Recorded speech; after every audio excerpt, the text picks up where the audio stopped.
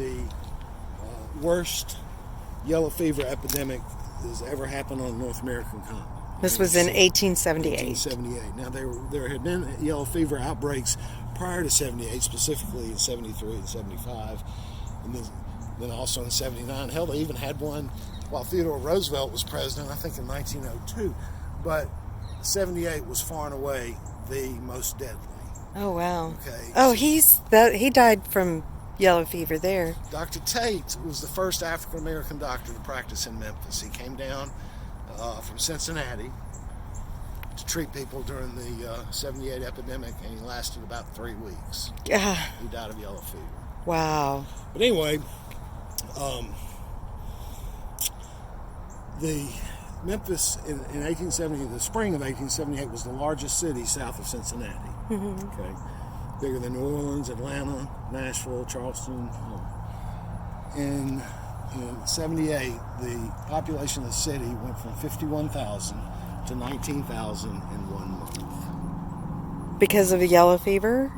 9,000 people died, and the balance got the hell out of town. Most never came back. Oh my It was gosh. so bad, the New York Times was running editorials saying you should just burn the city to the ground and start over. Wow. And it was brutal. Yeah. And yellow fever is a horrible way to die. Mm-hmm. It worked on you fast. You could be diagnosed on a Saturday and dead on Monday. And we all run around like chickens with a head cut off about COVID mortality rate, Mm-hmm. less than 1/2 of 1%. Yellow fever mortality was 70%. Yeah. Unless you're African American, then 7%. Oh my gosh. So during these epidemics, the blacks would just take over running city services, fire, police, and the whole thing. And actually quite endeared themselves to the white power structure at the time as being, hey, maybe these are stand-up people after all. Mm-hmm. Memphis is a lot less racist city than most people believe. Right. For a variety of reasons. Although we do have our problems like everyone else. Right. So that gives you a little background on that, which will come up later in a couple of stories. But the cool thing about these cemeteries is they have a code, and if you know the code, you can read certain things in the monuments and memorials. And this is a perfect example. I have no idea who this guy is, but I can look at this and tell you this tree trunk monument was very common for several decades. Matter of fact, there's another one over there. There are several over this way. You'll see them. They're all over the place. I can tell you, by looking at this one, that he lived a normal lifespan. Had he died as a young man, it would be about half this size. Oh, wow. Okay? Uh-huh. I can also tell you, looking at this is a tree stump with 2 axes on the top. That's a symbol for that fraternal organization, Woodmen of the World. So he was a woodman. Oh. Okay, I can also tell you he had 3 children. Oh, wow. What about... And this one right here, this means that one child predeceased him. Oh. So all kinds of code or symbols, I guess would be a better word, in these. Oh, this is just a gorgeous statue. So let's head over here.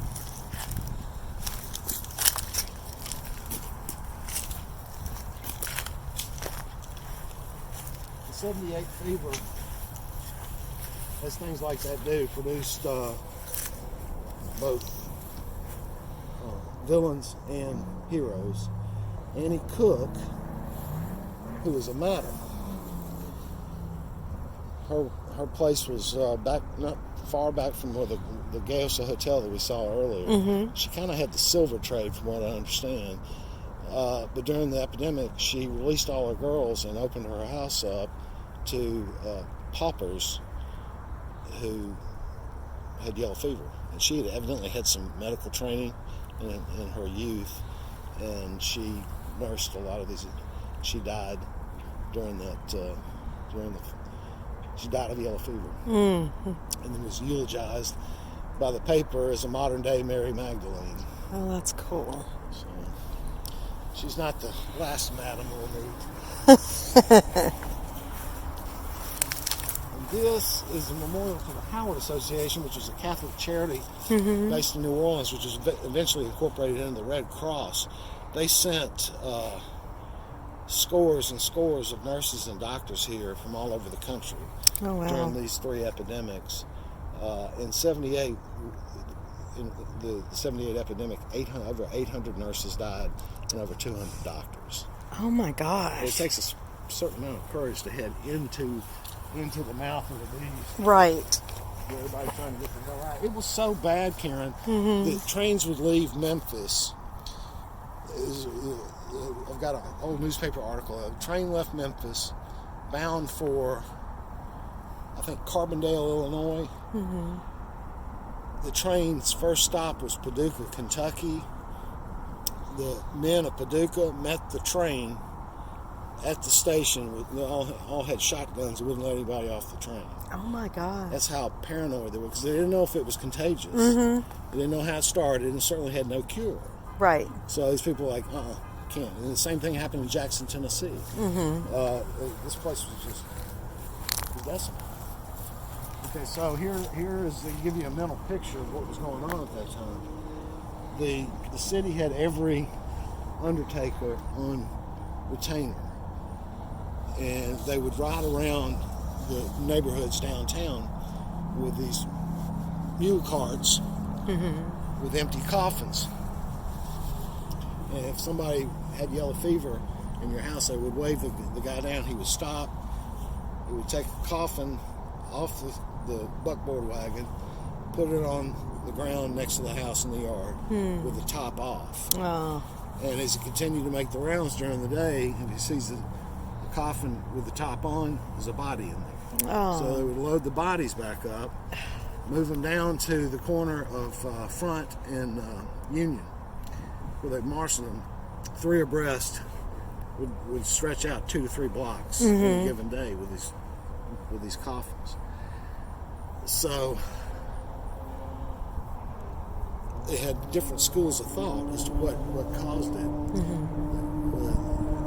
The conventional wisdom was it was caused by miasma, which is a fancy word for just bad atmosphere. People that had that theory said, well, you can clear the air with loud noises. So they lined up about 70 old Civil War cannons on the bluff, fired them off 24 hours a day, trying to clear the atmosphere. Oh, that's funny. There were also people that thought that it was insect related, because they noticed that after the first frost, yellow fever would just disappear. So how do you combat insects? It's through smoke. So every street corner had a barrel of tar pitch that was burning constantly. Oh. And not knowing if it was contagious, if someone in your house died of yellow fever, they would drag all their clothes and bedding out in the middle of the street and set it on fire. Wow. Okay.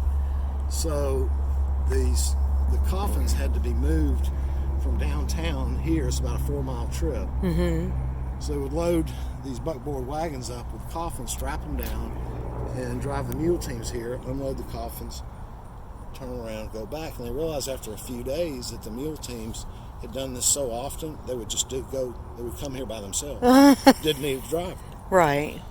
So, and they were called ghost wagons. Oh. So you get this mental picture of here these driverless ghost wagons clopping through downtown past bonfires, this thick, oily smoke everywhere with cannon shots going off all the time. It's like hell's come to earth. You know? Right. Anyway, this went on all summer long.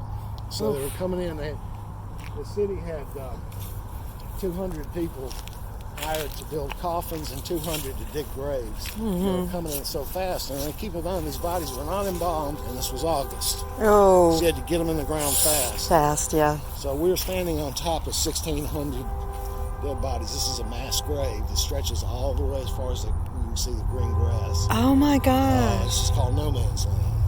Oh my They gosh. just trenched this place out, and they would just bury it head to toe.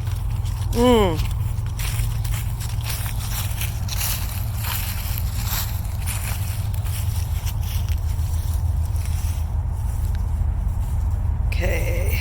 Says in 4 public lots known collectively as No Man's Land lie the remains of at least 1,400 victims of Great Yellow Fever epidemics, 1873 1878 and 1879. Memphis lost over 8,500 citizens to the disease. It's a, dang.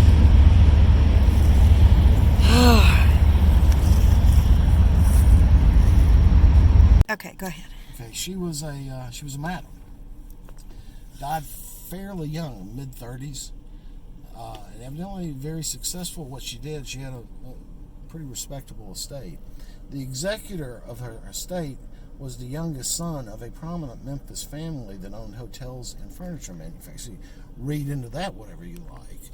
But she was originally buried in sort of a Potter's Field area of the cemetery, and they said, no, it's not, that won't do. So he buys this plot here and commissions this monument. All right. Well, that caused a problem. Because she was a madam?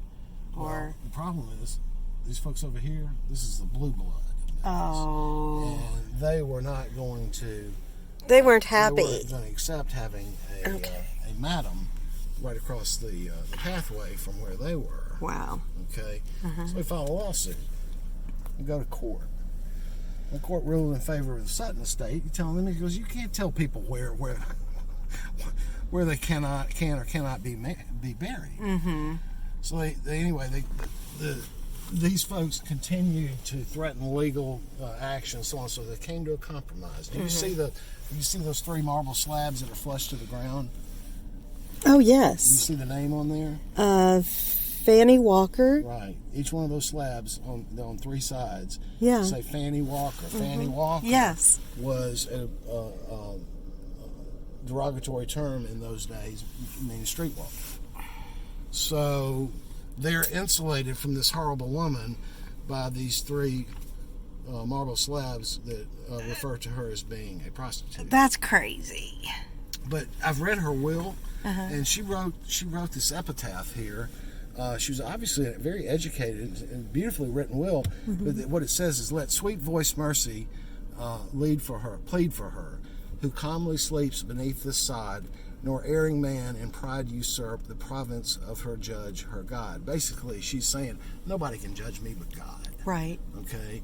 Yeah. I've often wondered how many of these guys were clients of hers. Oh, yeah. Probably all of them.